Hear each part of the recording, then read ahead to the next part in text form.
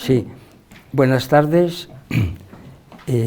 Naturalmente, el saludo que yo les hago a todos ustedes, pues ha de hacerse de pie, claro, como... Yo recuerdo que don Gustavo se mantenía de pie durante toda la conferencia, pero no todos tenemos esas virtudes, esas propiedades. Yo me conformo con saludarles estando de pie.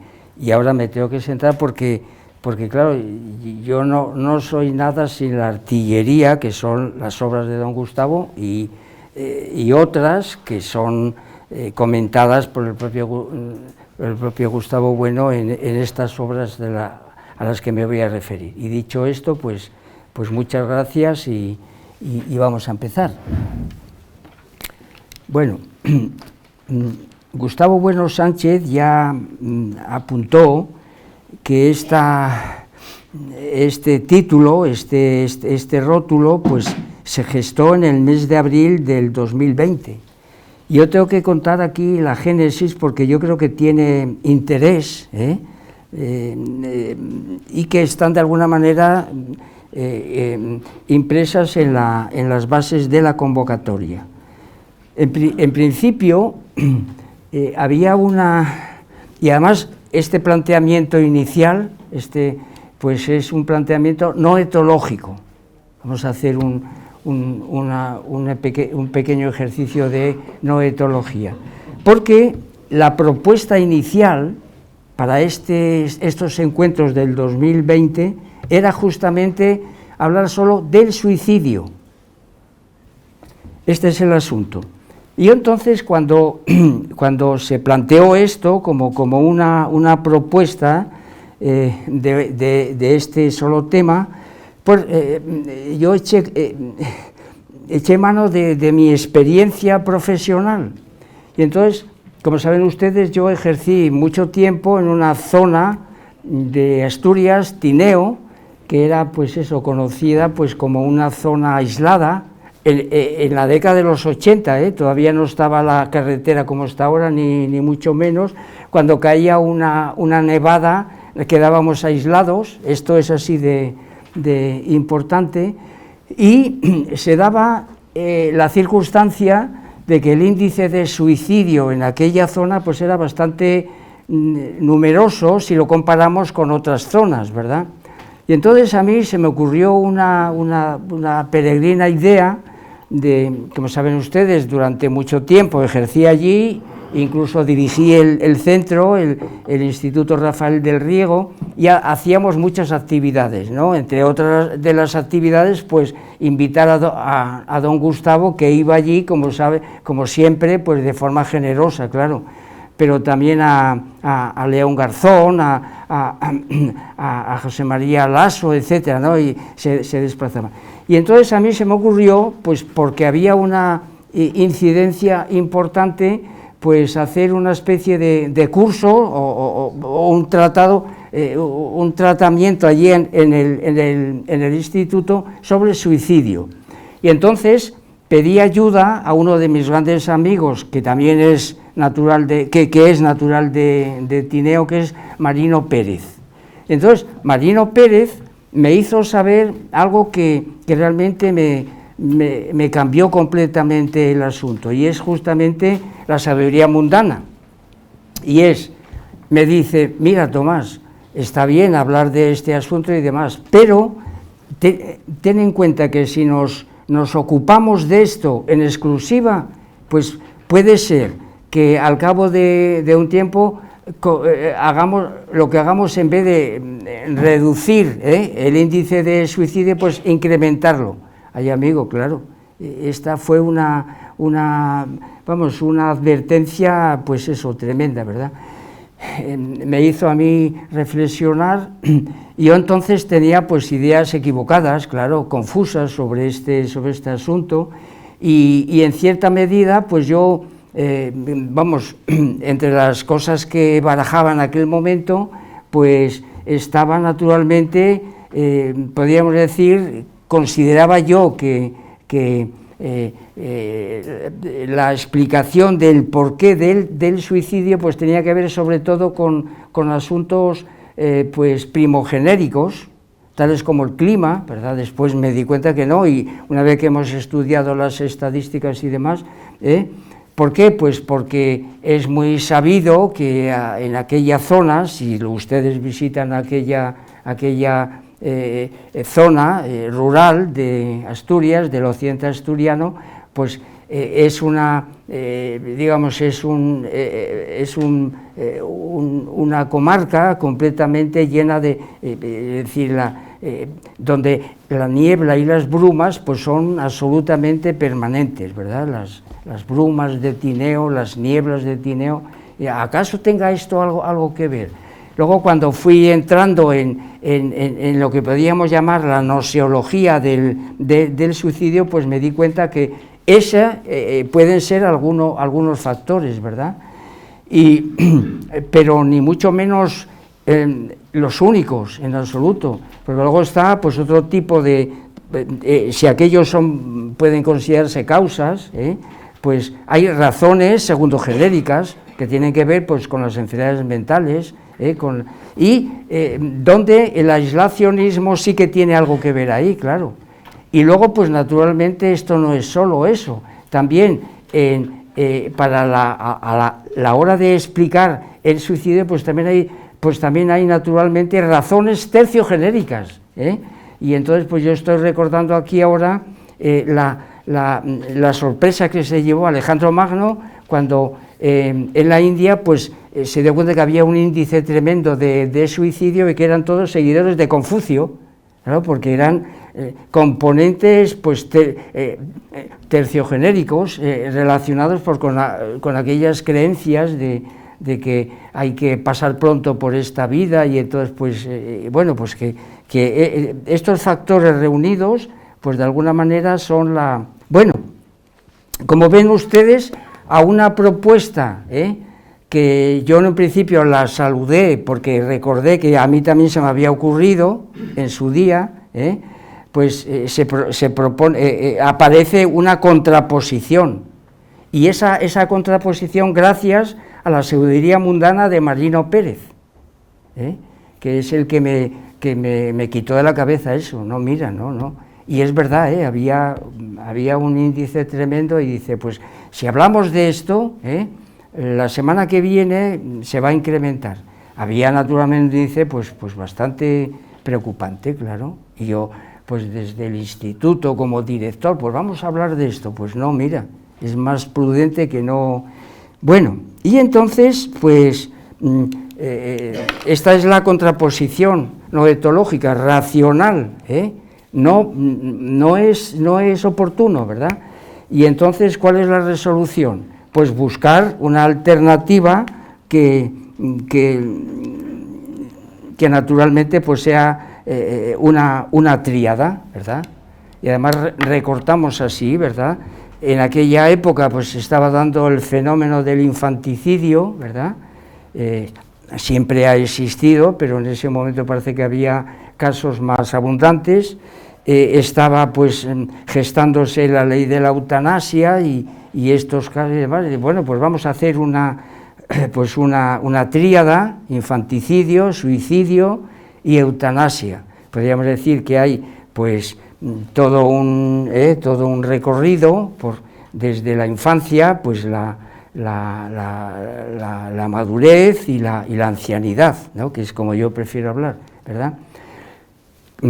Pero que también hay que tener en cuenta que también hay suicidio infantil, juvenil, en fin, que la cosa no es tan, que hay unos cruces ahí. Bueno, pues esta fue la resolución, ¿verdad?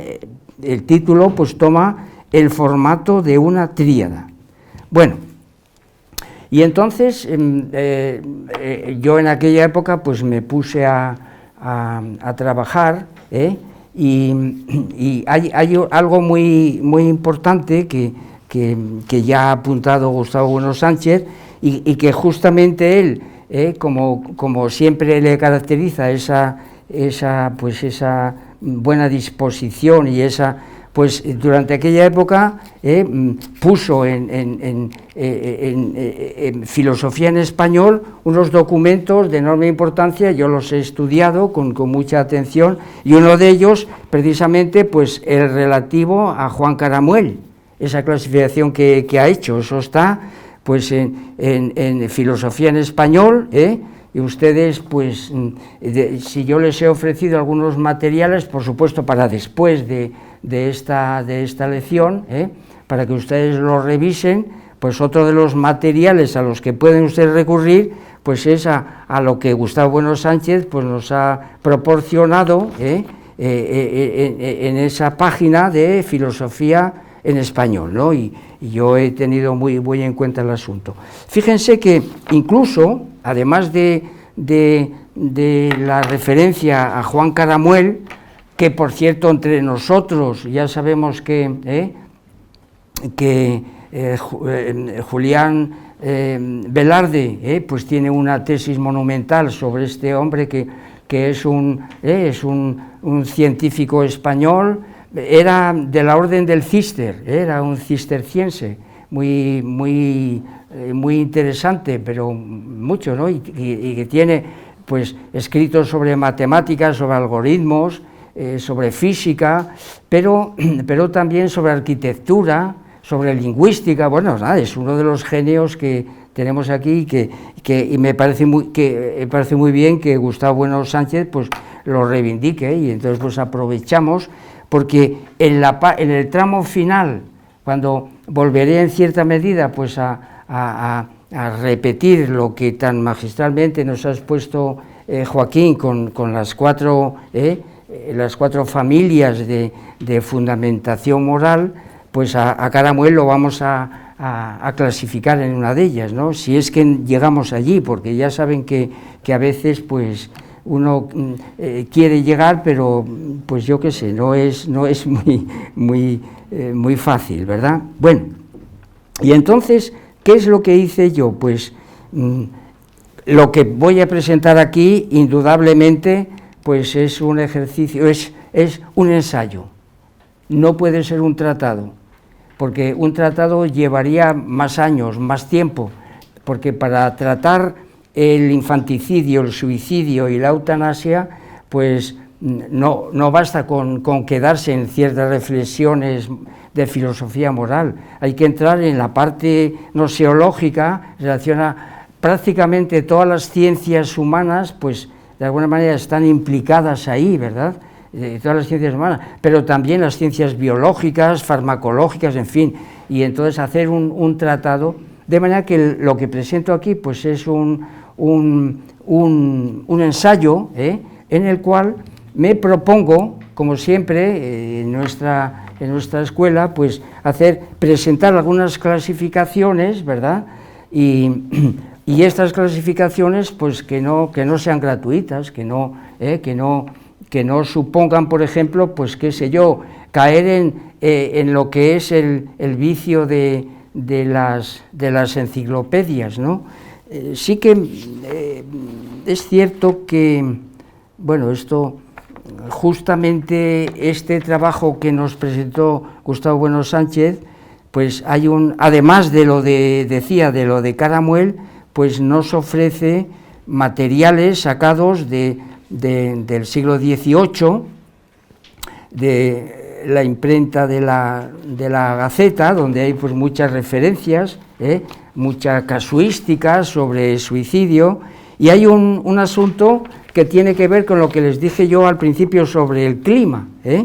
Dice concretamente, leo el fragmento, ¿no? En el capítulo de Roma del Mercurio anterior dejamos citado un ejemplo de suicidio acaecido en el reino más meridional de Italia, donde hace sol, y aquí daremos noticia de otra fatalidad semejante sucedida en un paraje tan septentrional como Kristiansund, en prueba de que aquella prejuicial demencia que se creía propia de la nación británica, por las brumas, extiende su contagio ya a los climas templados del Mediterráneo y ya a las frías regiones próximas al Báltico, lo cual prueba que sí, que el clima puede ser un factor primogenérico, pero ni mucho menos se puede reducir a eso, ¿verdad? Sino que hay, pues hemos dicho, razones segundogenéricas. Lo del clima puede ser una causa, pero puede haber razones segundogenéricas y terciogenéricas. Muy bien. Dicho esto, pues vamos a...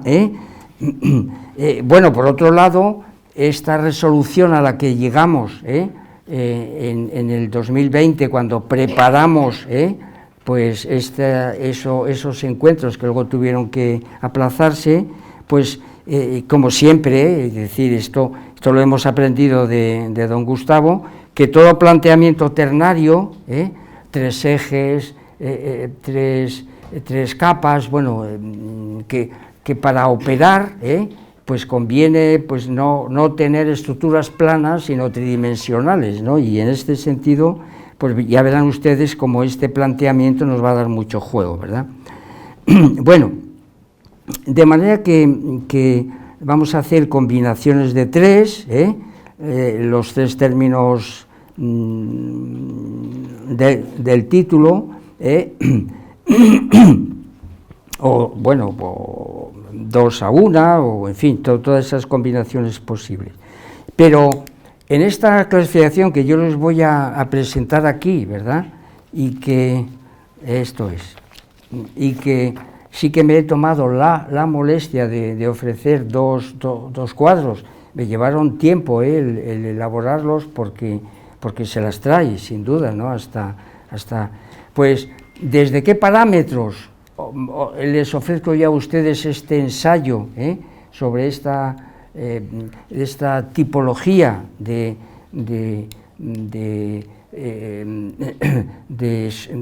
infanticidio, suicidio y eutanasia? Pues hay dos tipos de parámetros. Uno que tiene que ver con las capas de la sociedad política. Ahí vamos a empezar, vamos a hacer un recorrido por esas tipologías, pues eso, según la cual pues vamos a obtener 9 tipos, 3 de cada uno de estos fenómenos, ¿verdad? Y la otra clasificación la vamos a obtener pues tomando como punto de referencia o como parámetros los ejes del espacio antropológico. Es decir, que por tanto son clasificaciones políticas, y es una clasificación política y antropológica. Vamos a ver si a ustedes les parece que la cosa es atinada o no, ¿verdad? Bueno,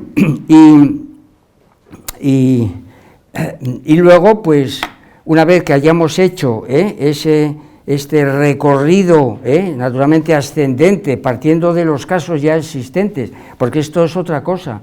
Gustavo Bueno Sánchez, pues, da cuenta desde el punto de vista lingüístico que algunos de estos conceptos no cristalizan hasta bien entrada la edad moderna, lo cual no supone que fenómenos de este tipo pues hayan dado en la antigüedad, sencillamente, y que una vez que estos conceptos cristalizan, esta es otra de las doctrinas de don Gustavo, nos permiten precisamente, desde un punto de vista conceptual, nos permiten recortar los fenómenos, dar cuenta de ellos, ¿verdad? O sea que es una dialéctica preciosa, ¿verdad?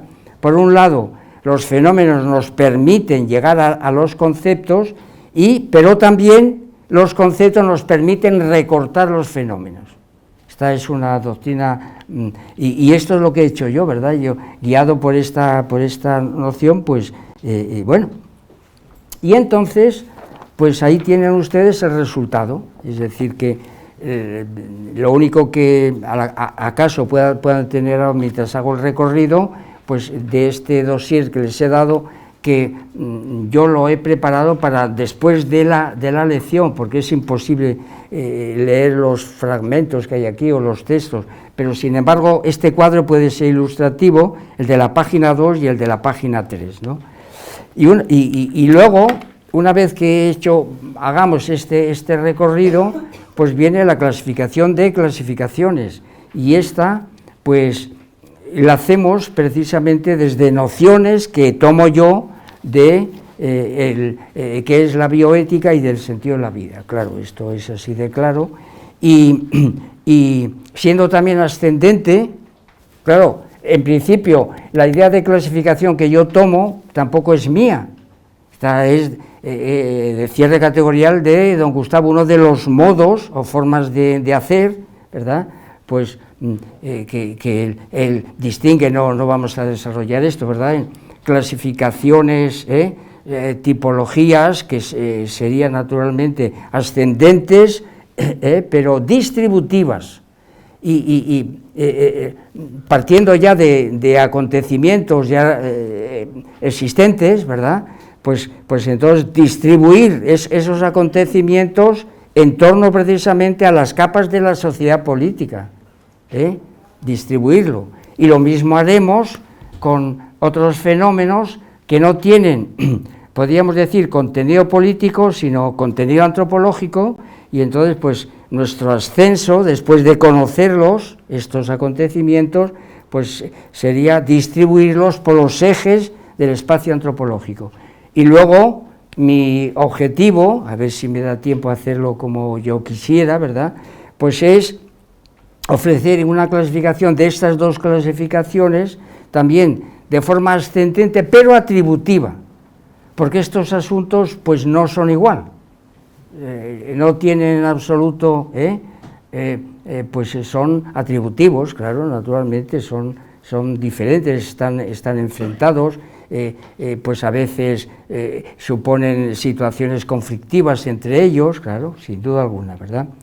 Bueno, pues nada, empezamos de la manera más rápida que yo pueda. Vamos allá.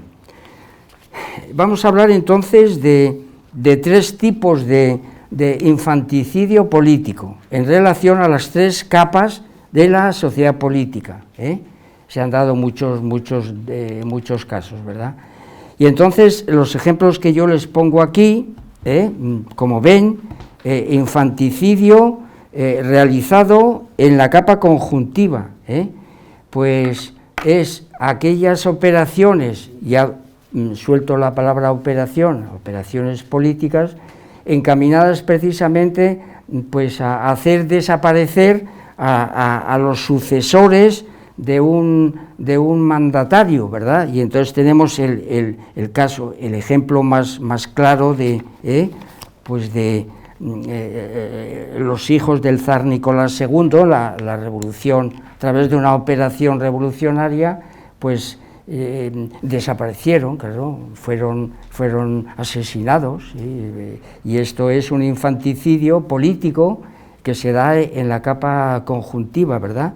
Yo en el dossier que les he ofrecido pues aparece una referencia a esto, que no, ya la mirarán ustedes. Tengo que decir que, porque lo he encontrado en algunos sitios, la creencia de que esto mismo ocurrió en la Revolución Francesa, pues no. Los hijos de Luis XVI y de María Antonieta no siguieron esa misma suerte, pero sin embargo, de los 4 que tuvieron en común, tengo aquí este retrato, pues 3 de ellos fueron falleciendo por enfermedades. Bien es verdad que al primogénito, Luis Carlos, pues lo encerraron en una mazmorra y bueno, murió allí probablemente pues yo qué sé, pero por lo visto, según trabajos que he leído posteriormente, pues padecía de alguna enfermedad también. Bueno, de manera que hay situaciones diferentes, ¿verdad? Otro ejemplo, para que vean que no es solamente, podríamos decir, estos fenómenos de la edad contemporánea, esto pues se remonta a la edad antigua, y tenemos el famoso ejemplo, yo he tomado de una de estas vidas de santos, la escrita por Alban Butler, que es precisamente pues un un católico nacido en las Islas Británicas, que tiene muchísimo mérito y tiene pues un santoral precioso, era un mamotreto enorme y he hecho una copia. Los famosos santos inocentes, que ustedes habrán oído hablar de ella, ¿verdad? La historia sagrada. ¿Qué tiene que ver esto con el infanticidio? Pues claro, Herodes se entera de la llegada de alguien que le pueda hacer sombra, entonces ordena y manda, pues eso, que se acabe con los niños nacidos en Belén. Desde luego las historias sagradas hinchan mucho estos datos, parece que no fue el asunto tan... Pero bueno, ahí queda otro ejemplo, ¿verdad?, que sí que podría servir. Y esto los tomamos como ejemplos y podríamos poner otros muchos, pero tenemos bastante, ¿verdad? Bueno, entonces ahora nos pasamos pues a otro tipo de infanticidio que lo hemos catalogado de infanticidio basal porque supone pues matar a niños, y en este caso sobre todo a niñas, por un problema pues de control de natalidad, ¿claro? Y esto es una cosa basal. Y los ejemplos más claros que yo he tomado, pues los saco de una obra de Marvin Harris, que es un materialismo cultural. Luego veremos que a la hora de justificar, de fundamentar, pues él se queda sencillamente en ese positivismo antropológico o sociológico. Bueno, pues nada, leemos un pequeño fragmento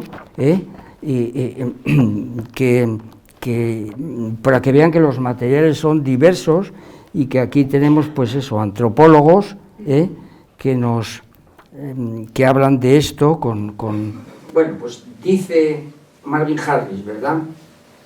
Dice, los mayores desequilibrios, estoy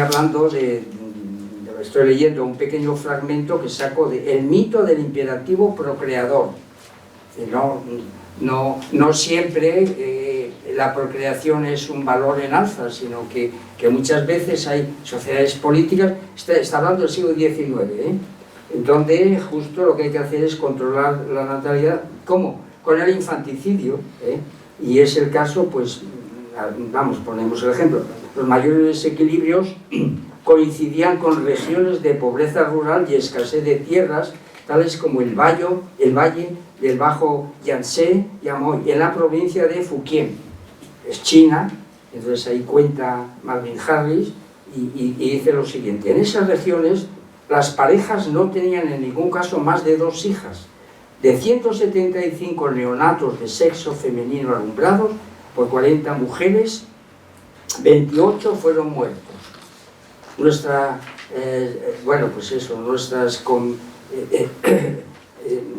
muestras combinadas de varias regiones indican que el 62% de las niñas nacidas vivas no lograban sobrevivir hasta los 10 años.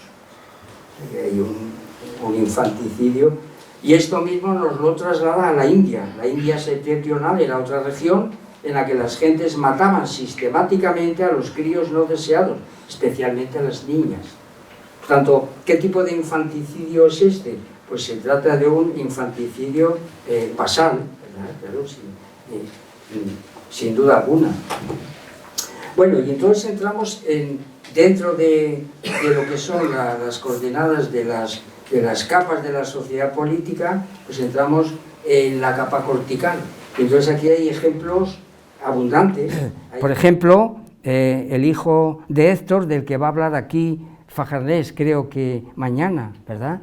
O sea, es un ejemplo de libro, y pues, como lo va a hacer él, y seguro que lo va a hacer muchísimo mejor de lo que yo lo voy a poder hacer ahora, pues lo dejamos ahí planteado, ¿verdad? Y yo voy a poner pues otros 2 ejemplos curiosísimos, que tienen que ver, como siempre, con la capa cortical en situación de guerra. El hijo de Héctor tiene que ver con la guerra de Troya, sin duda.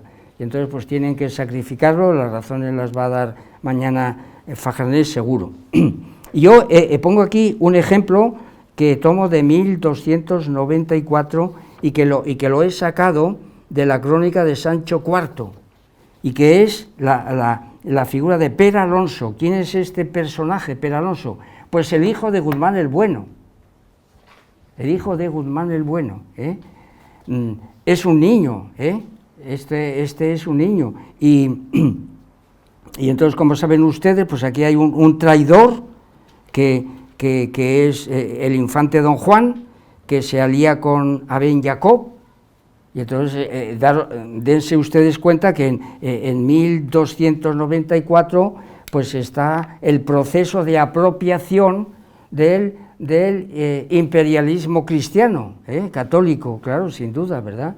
Y entonces pues ahí la plaza de Tarifa, pues resulta que hay un acontecimiento de este tipo, y donde este traidor Don Juan pues toma a uno de los hijos de Guzmán el Bueno y le dice: si no te rindes, lo matamos. Y entonces Guzmán el Bueno, con gran dolor de su corazón, lo cuentan las crónicas, tira el puñal. Saben ustedes, además, a mí particularmente, este personaje, que don Gustavo lo va a llamar héroe moral, en el sentido de la vida, se acuerda de él, luego al final a ver si podemos retomar este asunto, ¿verdad? Pues esto, en las crónicas se dice claramente: el infante Juan tenía un mozo pequeño, fijo de este don Alfonso Pérez de Guzmán. Ya saben ustedes que es natural de León, Yo, como soy natural de León, pues para mí este héroe, pues me lo encuentro a través de la estatua, las referencias de imagen, símbolo y realidad, ese artículo que escribe don Gustavo, y donde dice que las estatuas juegan un papel importante en esta representación. Bueno, pues ahí tenemos la imagen de Guzmán el Bueno arrojando el puñal, ¿verdad? Que le diese la villa sin non, que mataría el fijo que él tenía. Don Alfonso Pérez le dijo que la villa que gela non daría, que cuando por la muerte de su fijo, que él le daría el cuchillo con el que matase, a lanzarle, bueno, y entonces a lanzóles de encima del adar de un cuchillo, y dijo que antes quería que le matasen aquel fijo e otros 5 si los tuviera, tenía alguno más, que non darle la villa del rey y su señor, que él ficiera homenaje. Ahí tenemos otro ejemplo claro de un infanticidio realizado en la capa cortical, es decir, es una guerra entre musulmanes y cristianos, católicos, pero con la peculiaridad de que hay un traidor, pues que le está jugando esta mala pasada al que estaba guardando aquella plaza. Y luego un tercer ejemplo, retrocedemos ahora al 925, pero dentro del mismo proceso de apropiación, porque ya saben ustedes que la doctrina que nosotros mantenemos pues es esto, es que el imperio católico pues se va apropiando de un territorio que en principio pues a veces era baldío, y entonces pues ya estamos en un momento en el 1294 en el que la cosa está muy avanzada, ¿verdad? Ya saben que don Gustavo no es muy partidario de hablar de reconquista, sino de nuevo cuño, es decir, una sociedad de nuevo cuño, por la teoría de la apropiación. Bueno, esto no me voy a entretener mucho en este asunto. Y el tercer ejemplo, volvemos atrás, pero también dentro de esta dinámica de lo que es la apropiación, y era una situación en la que los cristianos pues estaban en situación contraria. Es en el año 925 y tiene que ver con un famoso niño, bueno, 12 años, entre 12 y 13, es San Pelagio, que no hay que confundir con un obispo del siglo V, ¿verdad? Sino que este Bueno, pues vamos a ver, y tiene que ver también con otra batalla, y en este caso en la que los victoriosos son los musulmanes, Abderramán III, y es la batalla de Valdejunquera, en el 920, es una situación anterior. ¿Y por qué quiero yo contar este asunto? Bueno, pues porque Abderramán III pues cogió rehenes, claro, prisioneros, y algunos de ellos pues los intercambiaba, y entre los rehenes pues estaba pues ni más ni menos que el obispo de Tui, porque este muchacho procedía de esa zona, que era su tío, ¿verdad? Y entonces Abderramán III negoció con este obispo, pero retuvo al muchacho, y ustedes dirían, bueno, podía ir en el lote para intercambiarlo por otros prisioneros, ¿y por qué lo retuvo? Y aquí las crónicas cuentan algo muy curioso, y es que Abderramán se encaprichó de este muchacho, precisamente para incluirlo en lo que podríamos llamar pues su disfrute personal, Vamos, así de claro, esto está contado así, ¿verdad? Y entonces, claro, pues el muchacho probablemente tuviera una formación católica que le hacía repugnante aquella relación homosexual, y entonces, pues, ¿qué hizo? Renunció completamente, y entonces Abderramán se venga, y claro, pone como pretexto, bueno, ¿te quieres convertir al islamismo? Entonces el muchacho dijo que no, y lo mató, lo decapitó, ¿verdad? Otro ejemplo claro de otra situación digamos, en la capa cortical de la sociedad política, ¿verdad? Bueno, ahora entramos en los tipos de suicidio relacionados con la sociedad política, ¿verdad? Y entonces, pues les pongo como ejemplo de lo que sería el suicidio político, en el entorno de la capa conjuntiva, pues la muerte de Demóstenes y la muerte de Séneca. Como saben muy bien, pues voy a leer un pequeño fragmento como sabes, Demóstenes, pues es el autor de las Filípicas, las tengo aquí, ¿verdad? Y entonces su traductor, Pedro Voltes, pues hace una traducción, a mi juicio, muy aceptable, y nos hace una introducción que es la vida de Demóstenes, ¿verdad? Y nos dice lo siguiente, ¿verdad? Bueno, Demóstenes se sustrae a la cárcel, que la amenaza por no poder pagar la multa, y se destierra. Bueno, mientras va errando por el extranjero, llega a Atenas la noticia de la muerte de Alejandro, que era su enemigo. Las Filípicas son contra aquellos griegos que no se enfrentan pues a la invasión de Filipo y después de Alejandro Magno. Es decir, que están manteniendo todavía las autonomías políticas, ¿verdad?, frente a lo que se venía encima, que era el imperio, claro, iban en contra de la historia, podríamos decir.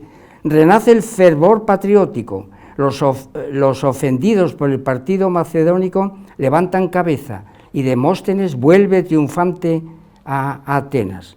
Corta victoria es esta, porque la batalla de Cranón, como antaño la de Queronea, vuelven a probar que el peligro macedónico no radica en la vida de su caudillo. En Cranón, efectivamente, Antípatro, general de Alejandro Magno, derrotará a los sublevados. Antípatro exigirá la entrega de los oradores que han promovido la rebelión, entre ellos Demóstenes. Condenará a muerte a Pérides y Demóstenes. Este tendrá que huir de nuevo hasta encontrar asilo en Calauria, en el templo de Neptuno. Cuando lleguen a prenderle los soldados de Antípatro, saldrá del templo Demóstenes para no mancharse con su muerte, y se envenenará ante los propios ojos de los perseguidores. Es naturalmente un suicidio político, es decir, antes de colaborar con esta ignominia que a mi juicio se nos echa encima, pues yo me quito la vida, suicidio, ¿verdad? Y otro tanto, y aquí pues vamos a, pues, ¿dónde está la...? Sí, que había notado yo una sentencia. Ah, sí, claro. Séneca, como saben ustedes, pues era asesor de Nerón, y entonces pues cuando ve que, y Séneca pues le estaba cantando las 40 continuamente, ¿no? Y entonces pues le ordena que se suicide, es decir, es una orden política, y entonces Séneca pues como saben pues realiza eso, pero no tiene gran preocupación, porque no tiene gran apego a esta vida, podríamos decir, ¿no? Y hay unas cuantas cosas que se pueden decir de él. Aquella famosa sentencia: malum est in necessitate vivere, sed necessitate vivere nulla necessitas est. No hay necesidad de estar viviendo siempre de la necesidad. Y yo no tengo necesidad alguna, viene a decir Séneca, de tener que justificarme ante Nerón. ¿Me manda esto? Pues nada, tampoco pasa nada, porque damos gracias a Dios, vamos a leer ya directamente, hagamos Deo gratias, demos gracias a Dios de que ningún hombre pueda permanecer en la vida. Así, es decir, que tampoco pasa nada porque yo desaparezca, ¿no? Bueno, este sería el caso de Séneca, ¿verdad? Y de lo que podríamos llamar suicidio político, en la capa conjuntiva, en relación precisamente con operaciones políticas para, de alguna manera, pues alejarse de ciertas situaciones que quieren evitar, ¿no? Hay suicidio basal. Bueno, pues estaba yo buscando, y al final pues encontré, como saben ustedes, los suicidios que se dan en torno a la empresa France Telecom, 19 trabajadores por los que juzgan a los ejecutivos de una de las grandes empresas de Europa. Esto en el 2019, todavía la cosa colea, en el presente. Sí que en el dossier sí que les he preparado pues unos recortes precisamente de esa situación, ¿verdad? Vamos, ¿y esto por qué? Pues porque eran despidos improcedentes, porque eran gente que llevaba 40 años, 30 años trabajando en la empresa y se quedaban en la calle. Bueno, estas situaciones que tienen que ver con la actividad económica y que generaron tal situación pues que hizo que algunos trabajadores pues se suicidaran, claro, este es, ¿verdad? Bueno, entonces este tipo de suicidio, esto es político, pues pueden encontrarse otros casos parecidos, pero yo no abundo ya más. Ya vamos a los suicidios de tipo, pues vamos a ver si lo encontramos por aquí, esto ya está. Suicidios que podríamos decir que se dan en la capa cortical, es decir, situaciones pues en las que estamos en situación de guerra o suicidios policiales de los que habló Joaquín hace poco, ¿no? Entonces hay uno muy curioso, yo les pongo dos ejemplos, ¿verdad? Uno de ellos, el famoso ejemplo de Marco Bruto, como saben ustedes, el que asesinó a Julio César, pues tenía la idea, es un asunto absolutamente político. Él quería mantener la República por encima de todo ante las operaciones, podríamos decir, monárquicas que apuntaba a Julio César. Se trataría de una monarquía imperial y él la había pensado para su sobrino Octavio César Augusto, ¿verdad? Y entonces pues, Bruto es la oposición, procede de una familia republicana, en tiempos pues sus antepasados fundaron la República y él era pues de este. Y entonces después de este asesinato, Casio y todos los de la conjura escaparon para enfrentarse a los que quedaban de aquel triunvirato, ¿verdad? Craso había muerto, entonces pues eran Marco Antonio y Octavio César Augusto, y entonces pues tiene lugar una famosa batalla, que es la batalla de Filipos, y ahí pues se impone de nuevo la tendencia imperial, y entonces pues Bruto decide suicidarse. Sin embargo, yo esto lo he leído con mucha atención porque estoy metido en este asunto de lo que estoy llamando yo muertes perpendiculares, ¿no? La perpendicularidad de un cuchillo, o la perpendicularidad de un cuerpo que cae sobre una espada, pues estos relatos los cuenta con mucho detalle pues Plutarco, y entonces pues en las vidas paralelas les leo rápidamente el asunto. ¿Esto por qué lo digo? Porque en las historias se da a Bruto como, pues eso, como suicida. Sin embargo, yo creo que se puede interpretar o como suicidio o como eutanasia. Verán por qué. Dice, avanzada la noche, inclinóse sentado como estaba a su esclavo Clito, le habló. Clito permaneció en silencio y llorando, y Bruto, volviendo a llamar al escudero, Dárdano, le dijo unas palabras en privado. Finalmente, le recuerda a Volumnio, en griego, sus estudios y ejercicios, y le pide que le ayude con su mano a empuñar la espada y asestarse el golpe. Rehusando Volumio y también los otros, diciendo, bueno, rehusan. Entonces, ¿qué es lo que, cómo concluye este asunto? Dice, después hace una parte, pidiéndoles y rogándoles que se salve, se retira lejos con los tres, entre los que estaba Estratón, esta es la figura, ¿no?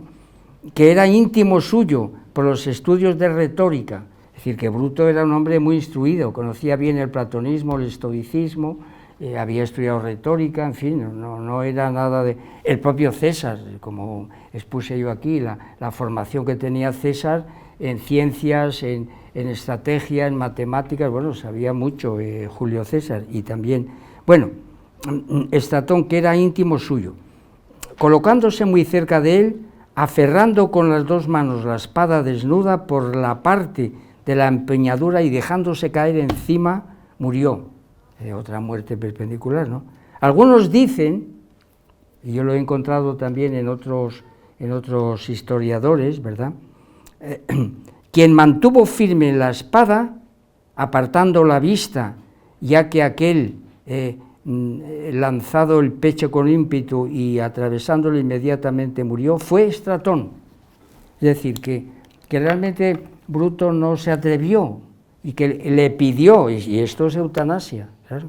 Es decir, que ya no es suicidio en el sentido, de manera que la frontera entre una cosa y otra, pues no es exactamente lo mismo. Vamos, no es muy clara, ¿no? Bueno, había otra traducción, pero nada, nos quedamos con esto que es muy...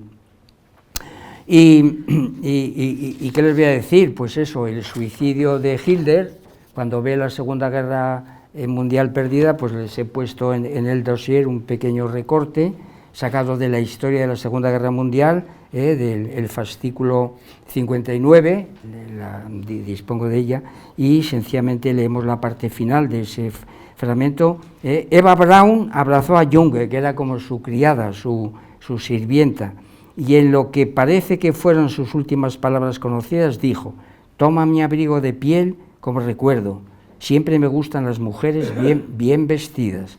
A continuación, Hitler llevó a Eva a su habitación. Por la tarde, ella tomó cianuro y Hitler tomó cianuro, y después se disparó.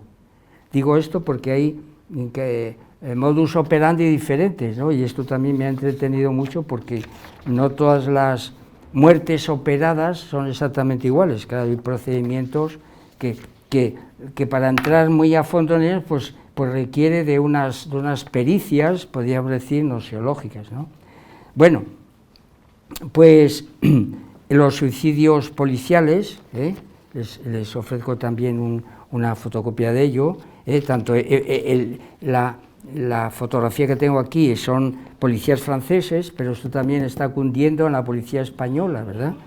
Les leo. El suicidio es la principal causa de muerte entre las fuerzas de seguridad. Ahora, las fuerzas de seguridad tienen que ver con la capa cortical, sin duda. En España, más de 450 agentes se han quitado la vida en los últimos 20 años, 40 en 221. ¿Por qué? Bueno, pues ahí está, ¿verdad? Y ahí tenemos otro tipo, es decir, en este caso, pues podríamos hablar más bien de razones, a lo mejor, más que de causas, probablemente. Bueno, y entonces entramos en la eutanasia, ¿verdad? El ejemplo que les he puesto yo a ustedes de Marco Bruto, pues está a caballo entre el suicidio y la eutanasia. El ejemplo de Mitrídates VI es exactamente igual, Ya saben, es el rey del Ponto que se enfrenta a Julio César, entonces es derrotado, y entonces, pues, ¿qué es lo que hace este personaje? Pues cuando lo ve todo perdido, intenta suicidarse. ¿Y cómo lo hace? ¿Cuál es el modus operandi? El veneno, en vez de la espada, el veneno. Pero resulta que tiene antídotos contra el veneno y no acaba de morirse, y entonces, pues, este trabajo, este ejemplo que yo tomo de una revista una revista de historia, pues cuenta precisamente el procedimiento según el cual Mitrídates, sí que se lo pongo también en el dossier, viendo que el veneno no le hacía efecto, ¿verdad?, pues le pide, Mitrídates, tras intentar suicidarse infructuosamente con veneno, ordena a un mercenario que le atraviese con la espada. De manera que esa ayuda, pues ya tiene que ver, porque no es una autolesión, es decir, eso ya tiene que ver con la eutanasia, ¿no? Bueno, la eutanasia basal por antonomasia, sin duda alguna, pues es la eutanasia clínica primaria, que se hace naturalmente pues en unas dependencias médicas, y entonces pues ahí pues con todos los procedimientos farmacológicos, etcétera, se procede a ello. Y luego, claro, leyendo El sentido de la vida, yo lo había sospechado, bueno, pero de hace ya algún tiempo, pues el propio don Gustavo mantiene o sugiere la tesis de que los mártires en realidad pues están deseando la muerte, es una muerte deseada, y eso es una forma de eutanasia, y llega a decirlo y entonces pues como estamos en las capas de la sociedad política, pues yo he escogido precisamente a algunos ejemplos muy llamativos que tienen que ver con el Imperio Romano, y se trata de mártires que estaban enrolados en el ejército romano y que, como se convirtieron al cristianismo, pues entonces se les cambió completamente la situación, y entonces pues tenemos ahí yo he puesto 3 ejemplos: San Sebastián, San Marcelo, que también tiene que ver con mi ciudad, León, porque sus restos están allí ahora, y con los famosos 40 mártires, es volver a y aquí pues les leo un pequeño fragmento de otro de los grandes escritores de vidas de santos, que es Santiago de la Vorágine, un dominico del siglo XIII, que cuenta la historia de San Sebastián. Y entonces, pues fíjense, nada, un pequeño fragmento que dice así, ¿verdad? vamos a ver, la palabra Sebastián puede significar muchas cosas con arreglo a su etimología. La forma latina de este nombre es la de Sebastianus. Pues bien, si suponemos que Sebastianus es un vocablo compuesto de sequens, siguiente, beatitudo, felicidad, astin, ciudad, ana, arriba, quiere decir, el que consigue la felicidad de vivir en la ciudad que está encima, o sea, que ha conquistado la gloria eterna. Claro, esto es eutanasia. Es decir, ¿qué hago yo aquí? Yo, bueno, pues eso. Como saben ustedes, San Sebastián era saetero y entonces pues fue requerido por en aquel ¿qué emperador era? Lo tenía apuntado por aquí y se me ha escapado. Diocleciano, claro, Diocleciano y Maximiano, que son los grandes carniceros de la época, ¿no? Y entonces pues le conmina de que deje esas creencias cristianas. Él se niega y entonces pues encarga a los saeteros que se entretengan con él. Tampoco muere y entonces tiene que ser después rematado, ¿verdad? Bueno, nada, es una historia que cuenta muy bien Santiago de la Vorágine. Lo mismo pasa con San Marcelo, San Marcelo, que era un centurión, Marcelo, un centurión cristiano o capitán de la legión de Trajano. Entonces apostaba en España para no suciarse tomando parte en esas impías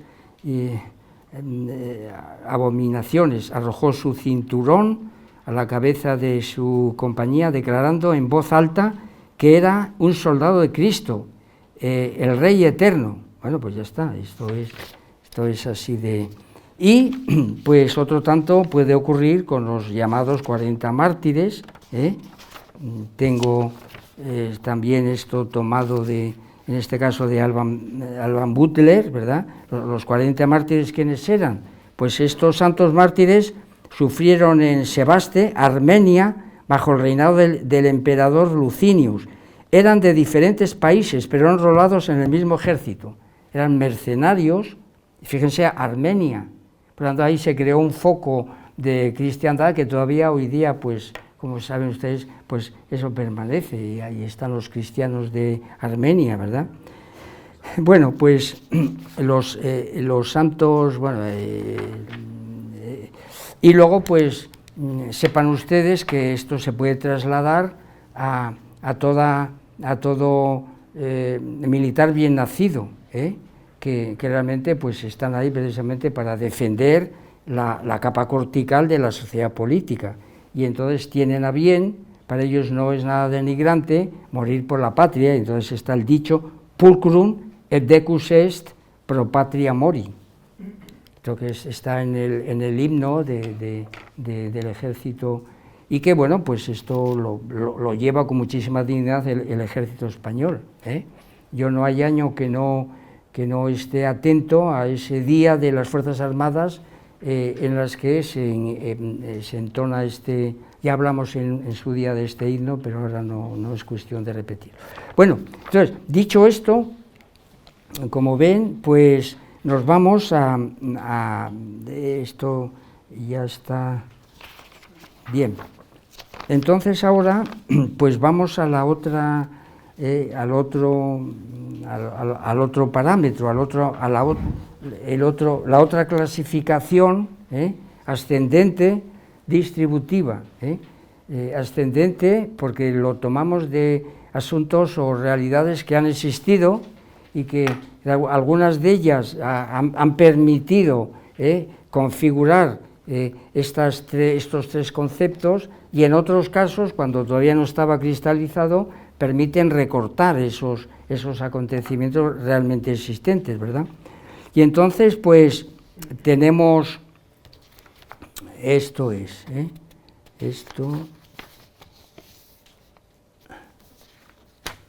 bueno, yo creía que estábamos bien. Entonces tenemos en un primer lugar, ¿verdad?, infanticidio, podríamos decir, familiar. Estamos en los ejes del espacio antropológico, y entonces el eje circular pues tiene que ver naturalmente con instituciones tales como la familia, el grupo de amigos, y entonces, como saben, pues desgraciadamente en el presente en marcha, pues se está dando con demasiada frecuencia infanticidio en el ámbito familiar, y de entre todos los ejemplos, pues el que nos llamó poderosamente la atención, se lo pongo en el dossier, pues es el caso de Ana Julia, Ana Julia Quezada, que, como saben ustedes, pues es la primera mujer que se enfrenta a una condena de prisión permanente por el asesinato de Gabriel, niñito de 8 años, esto lo hemos vivido hace poco, todavía colea, claro, sin duda, porque es la solicita la Fiscalía y la acusación particular ejercida por los padres del niño. Bueno, lo leen ustedes después, y ya con ello pues hemos hecho esta referencia. Bueno, pero resulta que hay un infanticidio pues radial, hay un infanticidio radial, que es la antropofagia infantil, y que lo podemos encontrar pues en varias sociedades, todavía no algunas de ellas no se pueden llamar que estén constituidas políticamente porque no tienen bien cristalizada la capa cortical, pero entonces podemos hablar de la antropofagia infantil, aunque no es tan abundante, pues de los aztecas precolombinos. El Marvin Harris, por supuesto que habla de la antropofagia y le da pues como eso, una funcionalidad, claro, a falta de proteínas animales, pues bueno, pues está la carne humana, ¿verdad? Esto se corrige rotundamente con la presencia española y con las razones terciogenéricas de la razón cristiana, ¿verdad? Y católica, de no matar a los semejantes, ¿verdad? Sino todo lo contrario. Bueno, pues estamos aquí ante pues un caso de... Bien, entonces lo que cuenta Marvin Harris sobre la antropofagia de los aztecas se refiere más bien a adultos, antropofagia adulta, después de la guerra. Es decir, los vencedores pues disponían de carne entre sus vencidos, y entonces pues era carne para comer, ¿verdad? Una vez que... Sin embargo, Marvin Harris sí que nos pone ante un ejemplo de otra sociedad, que es Australia, y entonces nos cuenta el siguiente asunto, siempre desde su materialismo cultural, pues, ofreciendo esto como una cosa funcional, ¿verdad?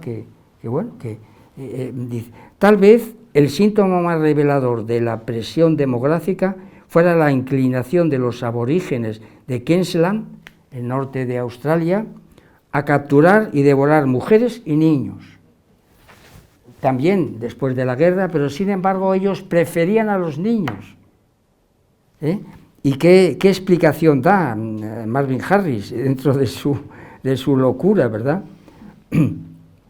Bueno, es naturalmente como resultado de la guerra, dice, pero el canibalismo puede hacerse prácticamente irresistible si no hay otra especie de caza mayor disponible. Fíjense ustedes que ecualiza la caza mayor y los hombres muertos en la guerra, ¿no? Bueno, y entonces dice, los humanos no solo somos animales de gran tamaño, sino que, como la mayoría de las especies domesticadas, tenemos mucha grasa que los animales salvajes, más grasa que los animales salvajes.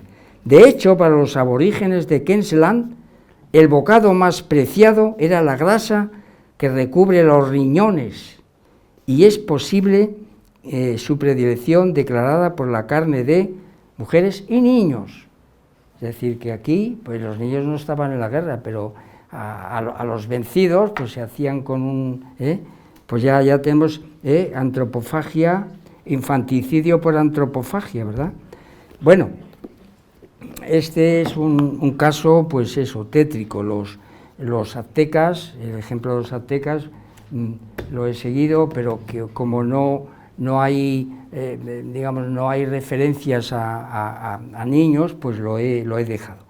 Sí que les pongo a ustedes ante una imagen, para mí fue sorprendente, ¿verdad?, que es esta que les he puesto sencillamente se la muestro y la comento, ¿verdad? Es un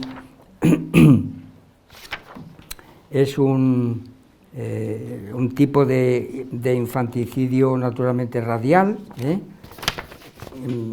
por antropofagia, vamos, sin lugar a duda, y aquí estamos, ¿verdad? Es el caso de este personaje, Peter, porque es alemán, Peter Sump, todos contra el hombre lobo, un hombre que se hacía pasar por hombre lobo y desde sus posibilidades transformadoras, pues comía sobre todo niños. Y entonces la imagen que les brindo yo, pues es un grabado unos años después. Esto ocurre en 1589, fíjense, esto ocurre en 1589. Y el trabajo sobre este asunto aparece en 1590, y este hombre, pues Peter Stubb, pues que bajo la apariencia de hombre lobo, que es un disfraz, pues lo que hacía era comer carne humana, sobre todo devoraba a niños, y aquí el grabado lo tenemos clarísimo, ¿no?, con un aparente hombre lobo comiéndose a un niño, Bueno, este es, Y luego ya, finalmente, sí. Bueno, y entonces después lo que tendríamos otro tipo de infanticidio mágico. Esto también me sorprendió, acostumbrado a leer artículos que aparecen, me llamó poderosísimamente la atención este artículo que tomo yo, pues, de una revista National Geographic, del número 174, También se lo pongo ahí. No se conformen con el ejemplo que les doy yo a ustedes, sino que vayan a esta revista, lean todo el artículo, porque es naturalmente llamativo y tiene que ver con el cambio climático, fíjense. Por eso lo he situado como es lógico, en el eje radial, y es sacrificios de niños en el reino Chimú de Perú, y esto ocurre entre 1400 y 1450. Es decir, el antropólogo que cuenta esto, Gabriel Prieto, da buenas razones del asunto, ¿verdad? Y entonces, ¿por qué había sacrificios de niños? Pues miren, vamos a leer muy rápidamente el motivo, ¿verdad? A la vista de su aparente prosperidad, cabe preguntarse, esto está constatado, es decir, que aparecen, fueron enterrados y aparecen esos restos óseos de niños al lado de animales, ¿verdad? Y entonces, ¿por qué demonios sacrifican estos habitantes, estos chimúes, a los niños? Pues fíjense, a la vista de su permanente prosperidad cabe preguntarse por los motivos que llevaron a los chimúes a realizar un sacrificio humano de este tipo. La teoría más acreditada por ahora la explica como una respuesta a una crisis climática. ¿Qué crisis climática? Verán. Entonces, Klaus, un antropólogo de la Universidad de George Mason, sugiere que el sacrificio infantil fue un intento desesperado de frenar el fenómeno climático de El Niño. caramba, yo empecé ya a atar aquí cabos, ¿verdad? El niño, que son unos desajustes climáticos, ¿verdad? Pero esto, fíjense ustedes que en 1400, 1450, que ya existía esto, estas lluvias torrenciales. Entonces, tal vez el sacrificio de víctimas adultas, una práctica habitual en las sociedades precolombinas, no fueran suficientes para detener las lluvias torrenciales que amenazaban su supervivencia y la de los chimúes. Literalmente sacrificaron el futuro de la sociedad, sus hijos, para aplacar la furia de la naturaleza. O sea que aquí no son dioses, sino que es pues, el eje radial. Es una cosa sorprendente, ¿verdad? Es absolutamente sorprendente. Bueno, entonces, suicidios de tipo que situamos en el eje angular, pues les pongo como ejemplo, pues yo qué sé, el suicidio de Judas Iscariote. El relato bíblico es sorprendente. Y traigo aquí a este ¿qué es? Pues yo juraría que traje el... ¿no? Pues lo he... ¿Y dónde lo he podido poner?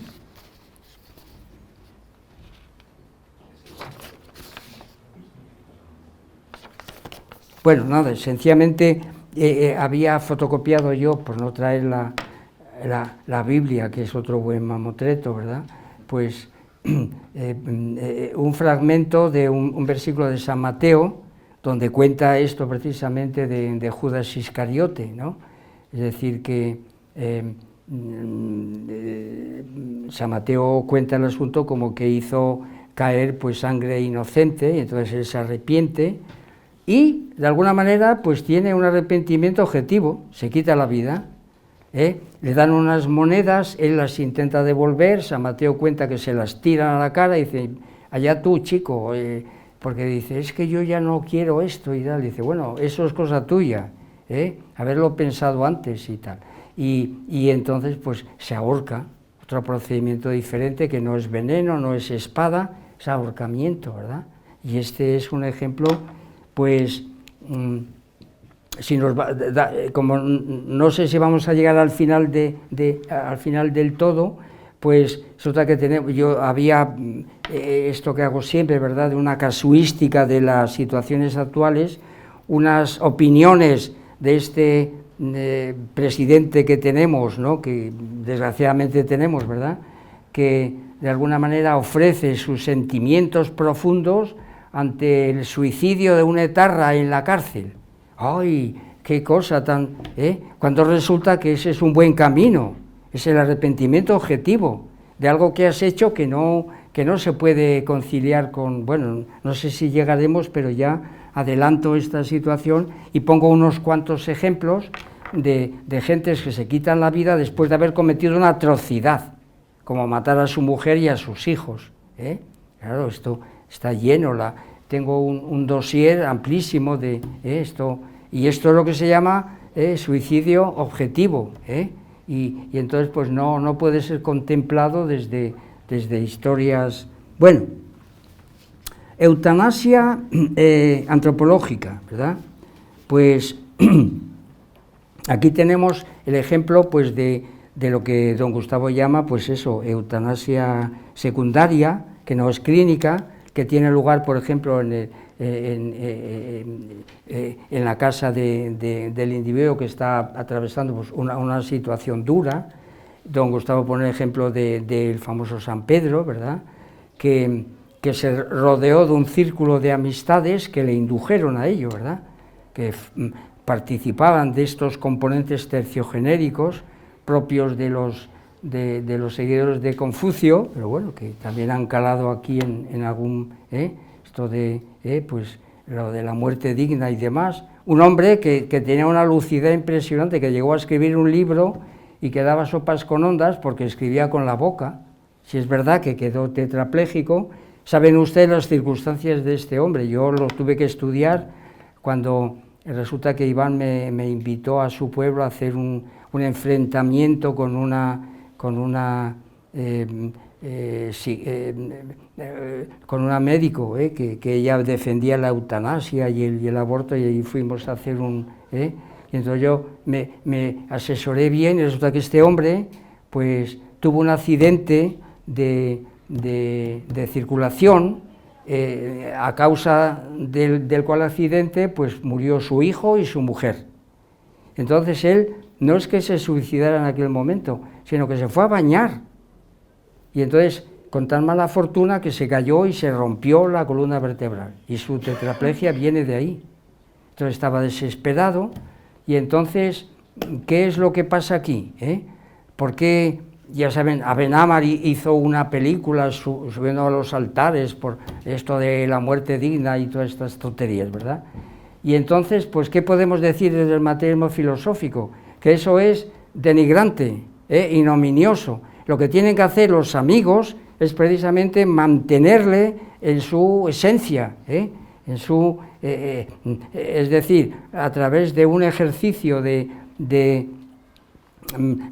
podríamos decir, de generosidad, pues mantenerle, porque él era lúcido, es decir, que no podía moverse, ¿verdad? Yo esto lo he contado varias veces, ¿verdad? Yo recuerdo que cuando esto lo exponían mis clases de ética en los institutos, estando en Madrid, les llevé a los alumnos a un centro de tetrapléjicos, y la mayor parte de ellos no querían morir.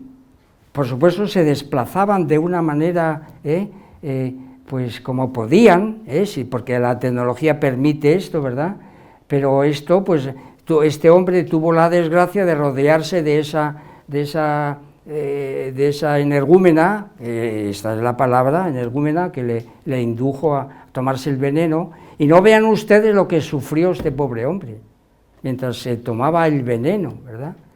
Y en esta historia hay un héroe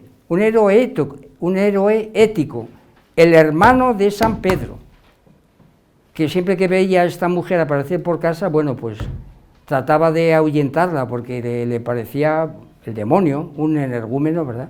Y él estaba dispuesto a cuidar de su hermano. Esa es la verdadera amistad, la generosidad, esa es la virtud. Bueno, ¿qué tipo de eutanasia? Bueno, pues eso, en el eje radial, ¿qué tipo de...? Pues tenemos aquí, el eje radial, un tipo de eutanasia que don Gustavo llama eutanasia procesal, que es precisamente aplicarle a las personas cero, que no son capaces de arrepentirse objetivamente, como Judas, ¿verdad? Y que entonces pues están ahí dando... y no se quitan la vida, y entonces pues él dice, pues entonces el Estado, de forma generosa, les puede aplicar una eutanasia procesal, que es después del proceso, una vez que se ha probado que es persona cero y que ha acabado con... pues entonces se le aplica un paliativo porque no se puede, igual que no se puede vivir, pues desde un punto de vista de la eutanasia clínica primaria, en un estado completamente vegetativo, podríamos decir, eso está bien plantearlo. Tampoco se puede vivir con una conciencia, con una conciencia esférica en la que tú sabes perfectamente que has acabado con 20 personas. Estos asesinos en serie o estos terroristas, bueno, pues como no te quitas la vida porque estás... pues entonces, bueno, pues esto es la eutanasia procesal. Otro ejemplo que nos pone don Gustavo en el sentido de la vida es el caso del despenador. El despenador es otra forma de eutanasia y tiene lugar pues entre varios pueblos, en México, en Argentina, en Perú, que es como un hechicero que cuando ve que hay un anciano decrépito que ya no da para más, no es capaz ni siquiera de, bueno, esto que llamamos demencia o acaso Alzheimer, ¿verdad?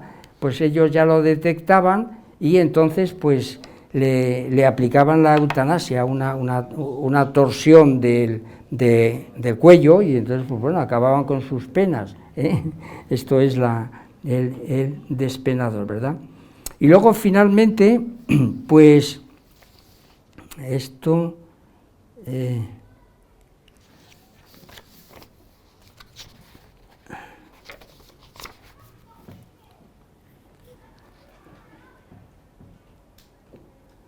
sí. Estaba hablando de la eutanasia, es verdad, y entonces, pues aquí me he saltado, porque no me acordaba de que cuando hablé del suicidio en el eje angular, hablando de Judas Iscariote, se me había olvidado decir que también hay un suicidio circular y un suicidio radial. Claro, hombre, es que esto es importante. Y entonces lo otro, pues, y el infanticidio, y es que me he dado un salto enorme, porque tenemos infanticidio angular, del que no hemos dado cuenta aquí, ¿verdad? Infanticidio angular son sacrificios infantiles, igual que hay infanticidio radial, que tiene que ver, pues con la antropofagia, y con esto que les he contado de los chimúes, pues hay naturalmente infanticidio angular, que sí que es sacrificar a los dioses, ¿no? Y entonces aquí pues tengo unos cuantos ejemplos tomados de la Biblia, que son los sacrificios que se observan en el libro de los Reyes, a propósito de Oseas y de Haz, pues sencillamente lo voy a contar, porque si leemos esto ya nos entretenemos demasiado, donde se cuenta cómo estos reyes pues incurren en la imitación de ciertas costumbres que han tomado pues de los asirios, ¿verdad? Y que es el culto a Baal. Y pues, fíjense, pues esto se aparece en este apartado de los reyes. Hicieron pasar por el fuego a sus hijos y a sus hijas, se dieron a la adivinación y a los encantamientos, y se entregaron a cuanto era malo a los ojos de Yahvé para irritarle. Es decir, pero no solamente Baal, tengo que decir pues que hay otras divinidades a las que pues vamos a ver, para que les suenen a ustedes, ¿no? Por ejemplo, la divinidad Abramelech, Amamelech, es decir, también se cuenta cómo se corrompen ciertas tribus de Judá y de Israel, ¿verdad? ¿Y por qué? Porque incorporan en sus costumbres pues cosas que tienen que ver con cultos a una sarta de divinidades, y yo he pronunciado solamente las dos últimas. ¿Por qué? Porque estos miembros de esta tribu, de Sefarbaín,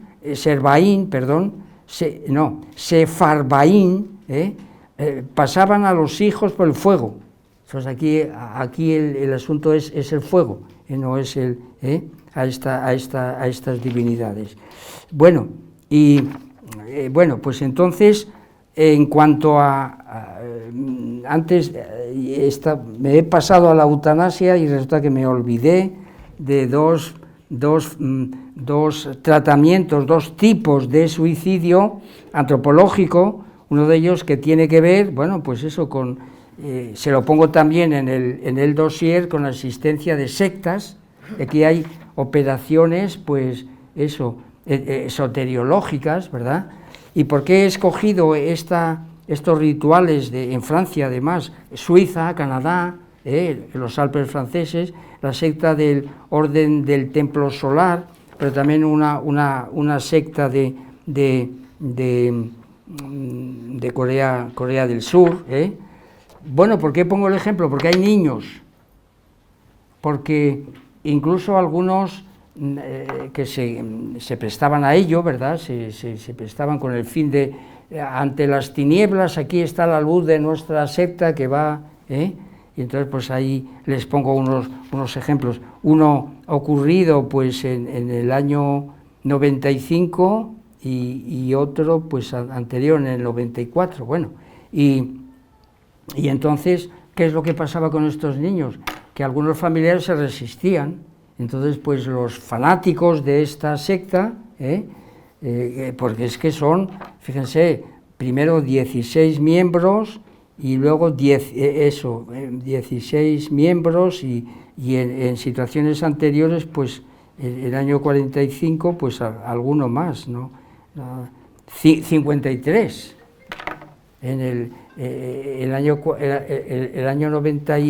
94, 53, o sea que es una cosa exagerada, ¿verdad? Y entonces, ¿qué es lo que hacían con estos niños? Les ponían una bolsa en la cabeza, incluso les disparaban, o sea, una cosa, bueno, vamos, terrorífica, ¿verdad? Terrorífica, es infantilismo de tipo, pues eso, de tipo circular, porque la secta así lo pedía, y porque hay también componentes terciogenéricos, ideas chifladas, como por ejemplo, pues que uno de los niños pues era la viva encarnación de Satanás. Fíjense ustedes qué cosa tan horrenda y tan...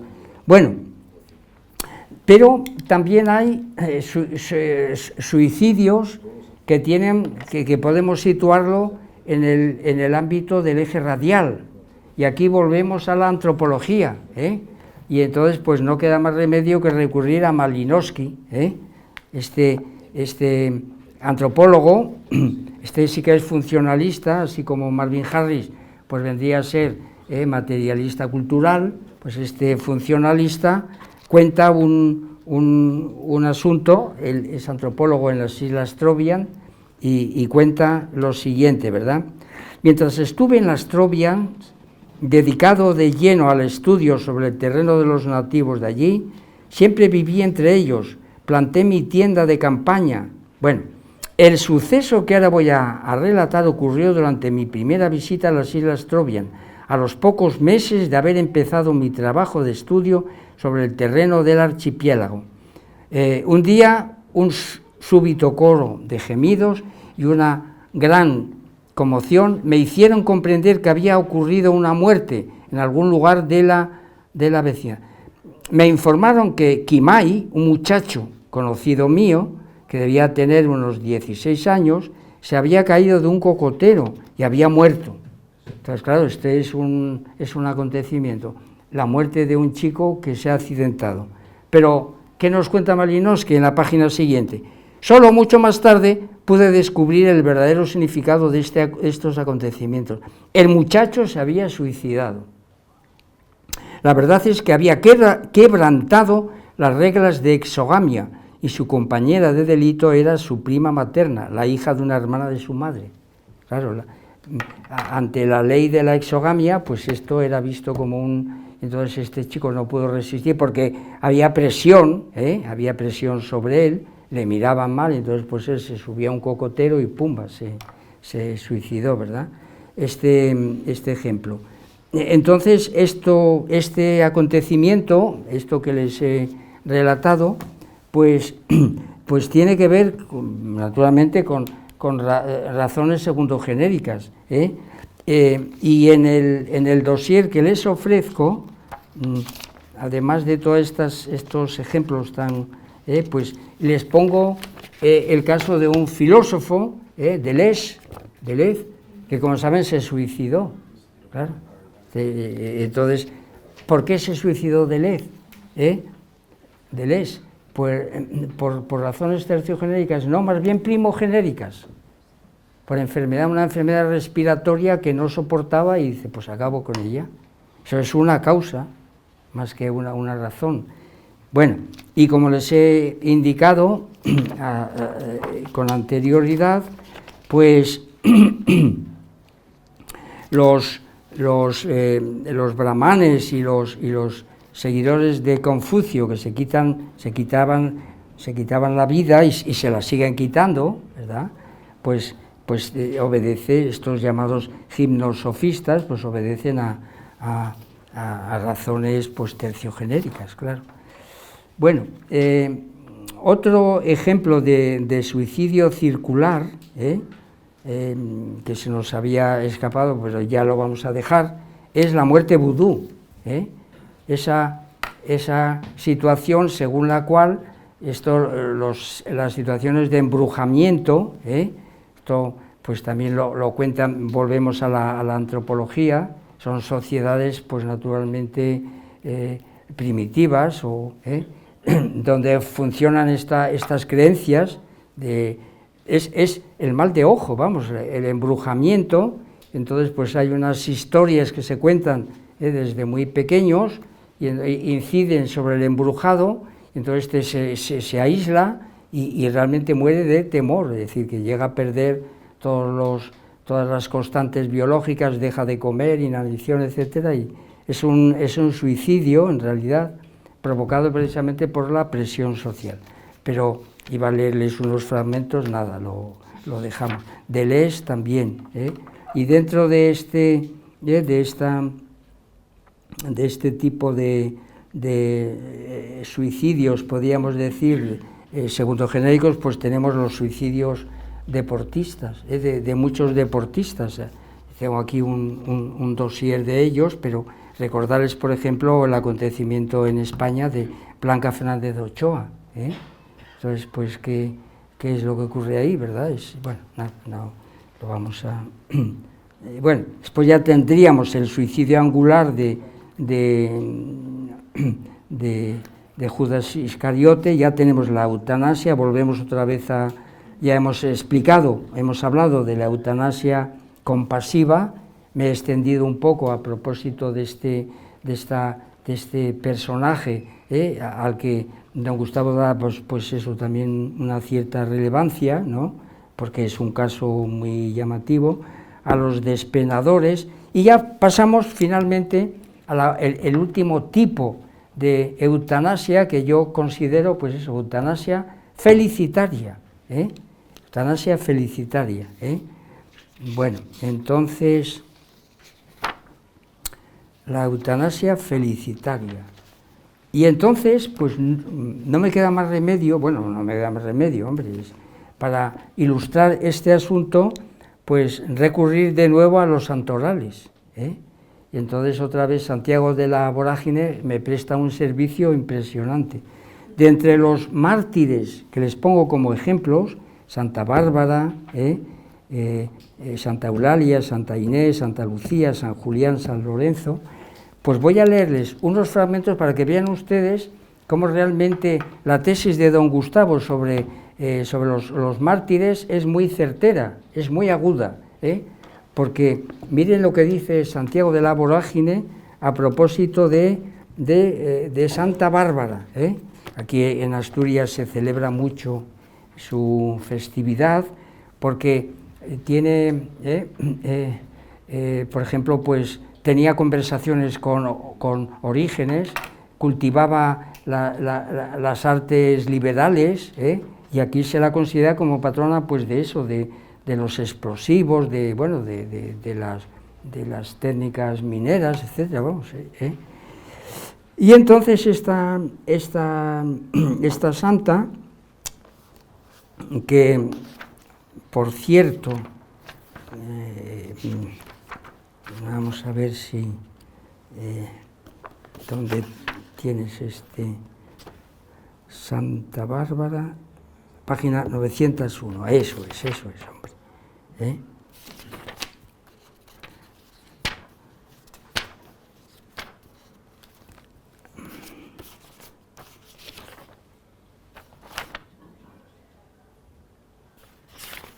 Bueno, nada, le voy directamente al... Fíjense en este fragmento y en otro muy significativo para que vean el estilo de Santiago de la Vorágine, que no se dejaba llevar de supersticiones, precisamente para que no se confundan los planos, es decir, que aquí pues Santiago de la Vorágine sigue a rajatabla pues a Santo Tomás de Aquino en este asunto de las supersticiones, verán.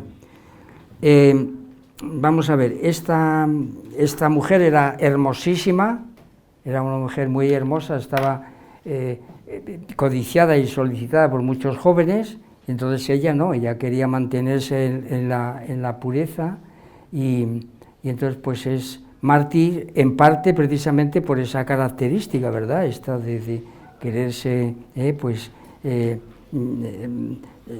reservar de esas relaciones. Son ya las 8 y entonces quiere decirse que...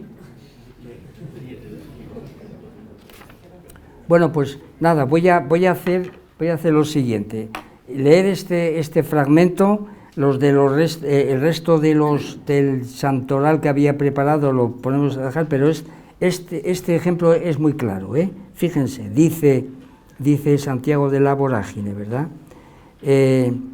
Bárbara, vamos a ver, se la obliga pues a que se convierta a la religión politeísta y ella se niega rotundamente y entonces es precisamente su padre el más interesado en que se llamaba Dioscoro, en que su hija pues entrara por las razones politeístas, por las razones políticas de aquel entonces, y ella se opone rotundamente y entonces pues la condenan a muerte y dicen que la van a cortar la cabeza, y es el padre el que dice: tengo que ser yo quien corte la cabeza a Santa Bárbara. Es una cosa espeluznante, ¿verdad? Es algo realmente... Y entonces fíjense lo que dice Santiago de la Vorágine para relatar este acontecimiento. Bárbara caminaba alegre y deprisa, cual si quisiera llegar cuanto antes a recibir el premio de la vida eterna. Y cuando ya estaba ella y quienes la conducían muy cerca de la cumbre de la montaña hacia la que se dirigía, se detuvo un momento y en voz alta pronunció la siguiente oración, una oración muy larga que no voy a leer, Y entonces, una vez que ella pronuncia esta oración donde pide misericordia para los perseguidores, bueno, en esta línea de, entonces, oyóse una vez una voz que decía: ven, hermosísima hija mía, ven entre la morada de mi Padre celestial, descansa en ella eternamente y ten la seguridad de que cuanto acabas de pedir te quedará concedido. Pero sin embargo, Santiago de la Vorágine, cuando relata cómo llegó a este suplicio Santa Bárbara, pues eso, cuéntase que Bárbara, que oyó todo este diálogo, maldijo al delator. Ella fue delatada por un personaje, precisamente el que la había codiciado, de buenas maneras, porque pedía el matrimonio, no era otra cosa, Y entonces ella, que se convirtiera repentinamente y en aquel preciso momento en estatua de piedra, y que sus ovejas se transformaran en saltamontes. Y dice Santiago de la Vorágine: pero a mi juicio esto es inverosímil y debe ser rechazado por falso. Dice que no, eso son... Bueno, tenía otro autor muy conocido que es Pedro Rivadeneira, cuenta lo mismo con respecto a San Julián Mártir, ¿no?, que estaba deseoso de morir martirizado, es decir, porque quería la otra, y otro tanto podríamos contar de San Lorenzo, el de la parrilla, pero bueno, ya como Gustavo ya me ha hecho ver, me ha hecho bajar a poner los pies en la realidad, pues nada, lo vamos a dejar, Y yo tenía aquí... Así ahora aparece lo de Judas, hombre, ya después de lo que lo hemos contado, lo tenía traspapelado. Bueno, y entonces yo voy a terminar, acaso, si se me permite, y el resto de los temas pues ya los abordaría en otra ocasión, sí, con un intento de, van a ser 4 minutos, como mucho, 4 minutos, que sería estas tipologías, es decir, fíjense eso de que hemos obtenido 9 y 9, 18 tipos de estas formas de medir, esto que yo llamo zanatotipos, ¿verdad? Zanatotipos, que en relación con la sociedad política y con los ejes del espacio antropológico. Y entonces ahora, pues claro, como contamos con una bioética materialista, que es el libro de don Gustavo, se me ocurrió a mí precisamente leer a fondo ese tratamiento que tiene don Gustavo con respecto a la eutanasia. Bueno, tengo que decir que yo he seguido estos apuntes, estas ilustraciones de don Gustavo, y ya en el año 2009, pues en una entrevista habla del aborto y del infanticidio. En el 2011, pues en su trabajo sobre las democracias habla de la antropofagia, y cuenta casos de... y luego otro artículo que no sé por qué no lo encuentro ahora, sí, claro, donde él tritura la idea de solidaridad, pues hace un recorrido por el suicidio a propósito de Séneca, y como saben ustedes, pues le hicieron una entrevista muy importante al lado de otra gente como Boadella, Victoria Camps, etcétera, ¿no? Pues Cebrián, Adela Cortina, mi amiga Adela Cortina, compañera, más bien, claro, bueno, sí, también amistad, ¿por qué no? Sobre la eutanasia. Entonces, pues lo que dice aquí, de alguna manera, al año siguiente, pues aparece en su tratado. Bueno, pero esto lo tenemos que dejar y entonces, por lo menos, sugerir lo que se me ha ocurrido, ¿verdad?, a propósito de su tratamiento sobre la eutanasia, en tanto en cuanto don Gustavo, como saben muy bien, establece un eje muy importante para hablar de la eutanasia, que lo tomamos aquí como el primer criterio, pues es contraponer la muerte sobrevenida a la muerte operada, y ahí sitúa él, don Gustavo, la idea de eutanasia. Pero como resulta que la muerte sobrevenida, pues la llama a su vez la muerte no buscada, pues a mí se me ha ocurrido otro eje para situar la idea de suicidio, que sería la contraposición entre muerte sobrevenida y muerte buscada. Entonces ahí obtenemos la idea de suicidio. Y luego, como dice un poco más abajo, ¿verdad?, que la muerte sobrevenida pues tiene dos variantes, que es la muerte natural y la muerte violenta. Bueno, entonces, para situar el otro asunto que nos tiene aquí presentes, que es el infanticidio, pues yo he propuesto pues un tercer criterio: muerte sobrevenida y muerte no natural, y ahí sitúo yo el infanticidio. ¿Qué hago después? Pues las nociones que don Gustavo nos propone, ¿verdad?, que de alguna manera sería muerte sobrevenida, muerte buscada. Él dice no buscada, yo de alguna manera pues hago un desarrollo. Muerte violenta y muerte operada, es decir, cruzamos esas cuatro nociones y obtenemos pues esto, 4 por 4, 16 posibilidades, de las cuales solamente 7 son viables. Y entonces cruzo la palabra, por ejemplo, violenta y sobrevenida, y ahí tenemos el infanticidio antropológico. Cruzo, por ejemplo, la muerte buscada y violenta, y ahí tenemos el suicidio. Cruzo, pues, por ejemplo, la muerte violenta con la muerte sobrevenida, y tenemos infanticidio político. Muerte violenta y muerte buscada, pues la eutanasia secundaria. Muerte violenta y operada, pues martirio, cortical angular. Y bueno, y luego, pues si cruzo la muerte operada con la muerte buscada, pues eutanasia clínica, y finalmente la muerte operada y violenta, pues la eutanasia procesal, ¿no? Y entonces, ¿qué hago después? Por un lado, lo que he hecho ya es incluir estas tipologías en una nomenclatura que tiene que ver pues con la bioética materialista. Son nociones que naturalmente hay que explorar más, por eso esto es un ensayo.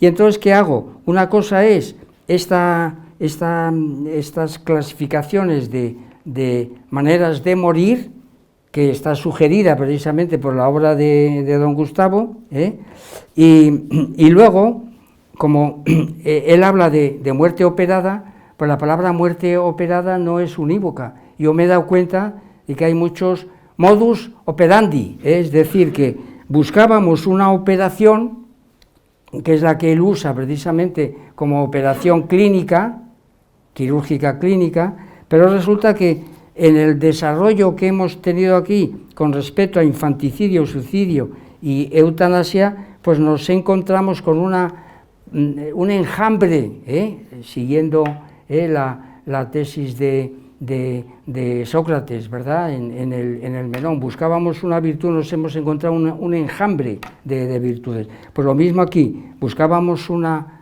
muerte operada y nos hemos encontrado con un enjambre de muertes operadas. Y así, por ejemplo, ¿qué operaciones están presentes en el infanticidio? Operaciones revolucionarias, económicas, heroicas, y esto desde el punto de vista político, desde el punto de vista antropológico, pues delictivas, antropófagas, mágicas, son todas operaciones, ¿verdad?, que están en la base de esas desapariciones. Con respecto al suicidio, pues hay naturalmente operaciones farmacológicas, económicas, autolesivas, percutoras, desde el punto de vista antropológico, operaciones soteriológicas, mágicas, combustivas, de inanición, de gravitación, percutoras, de autoahorcamiento. Todo esto tendríamos que desmenuzarlo y explicarlo, pero finalmente la eutanasia, ¿qué operaciones nos hemos encontrado? Pues operaciones lesivas, dormitivas, clínicas, cortantes, jurídicas, claro.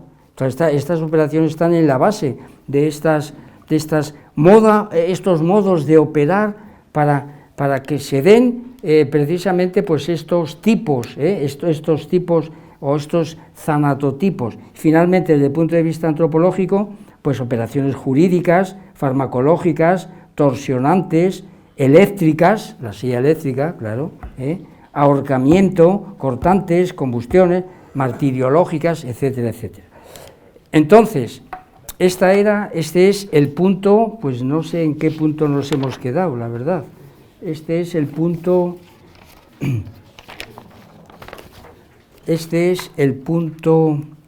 3 todavía del punto 2. Entonces, claro, yo tenía aquí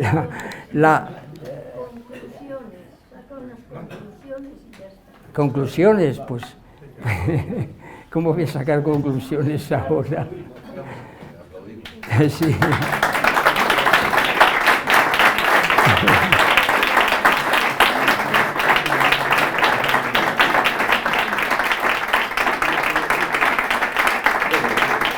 Pero